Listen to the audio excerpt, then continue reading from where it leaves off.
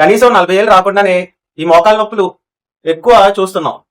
అసలు ఈ మోకాల నొప్పులు ఈ 40 ఇయర్స్ రాకముందే ఈ ఎర్లీ ఏజ్ లోనే అసలు ఎందుకు మోకాళ్ళకే స్టార్ట్ అవుతుందని ఎప్పుడైనా గమనించారా? ఈ జాయింట్ లో నీ జాయింట్ లో కార్టిలేజ్ అన్నది ఉంటది. అది ఎప్పుడైతే వేర్ అండ్ టేర్ గురవడం కానీ వీటి వల్ల ఏమవుతుందంటే ఆ కార్టిలేజ్ పాడైనప్పుడు ఈ క్రాక్లింగ్ సౌండ్స్ రావడం కానీ, మెట్లు ఎక్కుతున్నప్పుడు ఇబ్బంది ఉండడం కానీ, మోకాలు అన్నది పట్టేసినట్టు ఉండడం కానీ, ఇవి ఎర్లీ సైన్స్ అన్నమాట. వీటిని మనం అవాయిడ్ చేయాలంటే అసలు ఎందుకు ఈ మోకాల నొప్పులు వస్తున్నాయి అన్నది తెలుసుకోవాలి.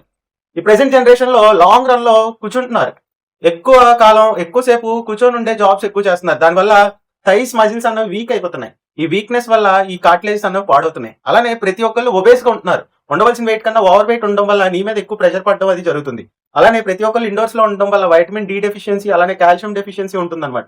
అలానే ప్రీవియస్ గా ఏమన్నా మోకాలు ఇంజరీ అయితే అవి అశ్రద్ధ చేసిన, జిమ్ అన్నవి సరైన ట్రైనర్ కానీ సరైన వర్కౌట్ అన్నది సరైన పోస్టర్ లేకుండా ఇష్టానుసారంగా చేసిన ఈ మోకాల నొప్పులు అన్నవి ఎర్లీగా స్టార్ట్ అయ్యే ఆస్కారం ఉందన్నమాట. ఎలా వీటిని కాపాడుకోగలం అంటే వెయిట్ అన్నది ఎంతో కొంత రెడ్యూస్ అవ్వాలి, వెయిట్ అన్నది కంట్రోల్లో ఉండాలి.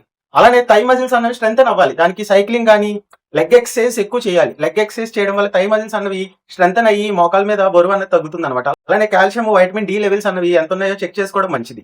అలానే క్రాస్ లెగ్డ్ గా కూర్చోకూడదు. అలానే స్క్వాటింగ్ పొజిషన్ కూడా మంచిది కాదు. స్క్వాటింగ్ కూడా అవాయిడ్ చేయాలి. గుర్తుపెట్టుకోండి, వన్స్ ఆ కార్టిలేజ్ కానీ పోయిందంటే మళ్ళీ అది తిరిగి రాదు, గ్రో బ్యాక్ అవ్వదు. కాబట్టి ఉన్న కార్టిలేజ్ ఉన్న నీ జాయింట్స్ అన్నవి కాపాడుకోండి.